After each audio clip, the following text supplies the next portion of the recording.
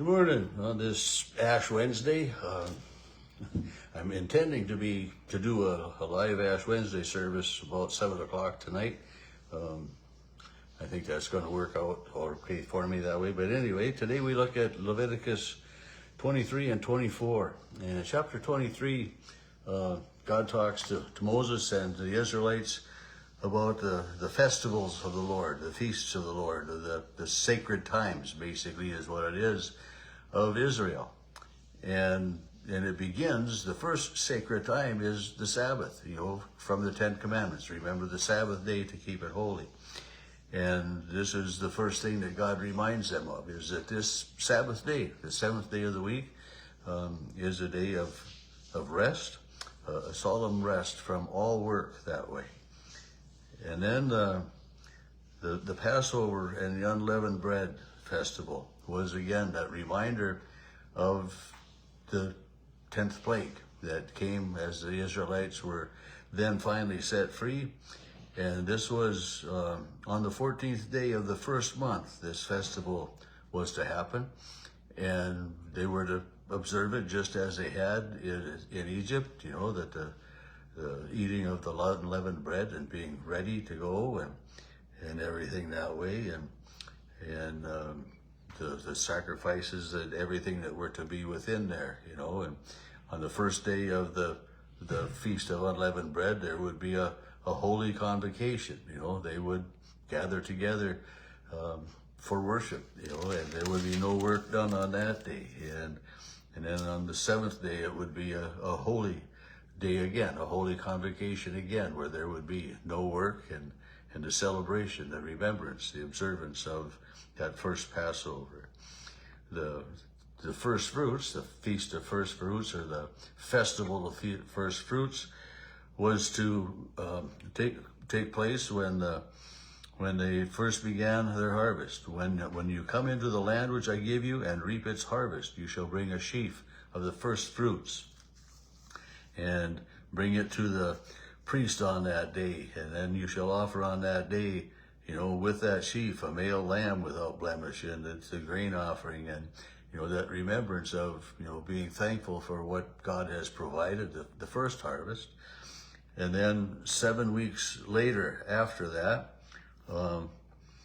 the festival of weeks, and that would be the thanks for the harvest, and so you had the first fruits, and then you had for the harvest when 7 weeks later supposedly the harvest would be done. It says count 50 days to the day after the seventh Sabbath, of the first fruits, and this is then when you would start this celebration that way. And again, the sacrifices that are to be given. Well, I don't have very good lighting in here. I'm sorry about that. But anyway, the sacrifices to be given are again all spelled out for them. 23, verse 23 talks about the Feast of the Trumpets. In the seventh month, on the first day, you shall have a Sabbath rest, a memorial of blowing trumpets, a holy convocation, and you shall do no work on it, and you shall offer a day to the Lord. And then the next thing was the Day of Atonement, the day of the sacrifices, to be again at one with God, and the sacrifices that were to be there. And then finally the last festival is the Feast of the Tabernacles. And I'm trying to think, there's another name for that. That seems to me.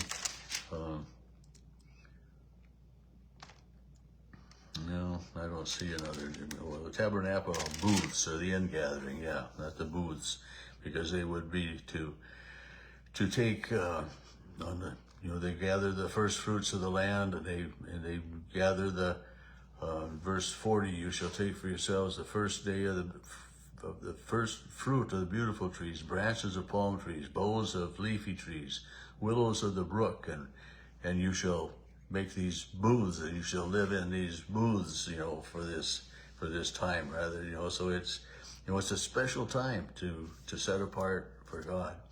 And so Moses then shared with the people of Israel these these festivals, these feasts that the Lord has proclaimed. Chapter 24 begins with how to take care of the lamps in the tabernacle.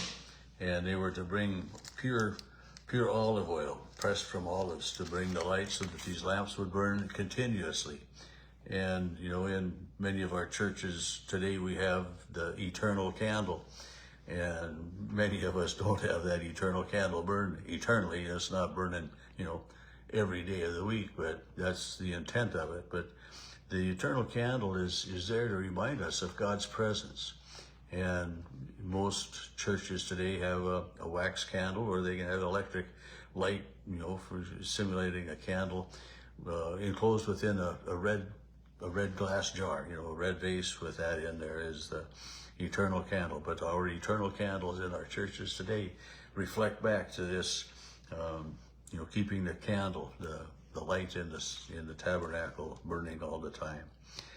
And then the bread for the tabernacle was to, take fine flour and bake 12 cakes, one for each tribe of Israel again, and 2/10 of an ephah of flour. So it's, certain size for these cakes, not, and then line them up 2 rows of 6, and, all of the order that God has set for them to be. And this bread is the bread of the tabernacle, holy bread, but part of it is offered to God, and then the rest of it is food for Aaron and his sons. They shall eat of it in the holy place that way. And then this chapter ends with the penalty for blasphemy. And it says the son of an Israelite woman whose father was an Egyptian went out among the children, and they were fighting with a man of Israel. And the Israelite woman's son blasphemed the name of the Lord. And one other version I read just said blasphemed the name, capitalized. And I thought, well, this is blaspheming God's name. And it's one of the reasons that, the Israelites didn't even hardly dare speak the name of God for fear that they would blaspheme it or use it improperly.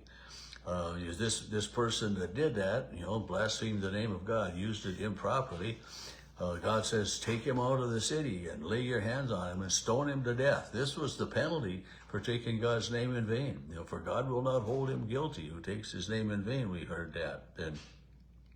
And so pretty serious stuff that, God is just reminding them. These are my laws, and I expect you to follow them. And he was very adamant about what the Israelites should do. But yet, through all of it, he showed love and grace and mercy as well. But God continues to lead his people in their journey toward freedom.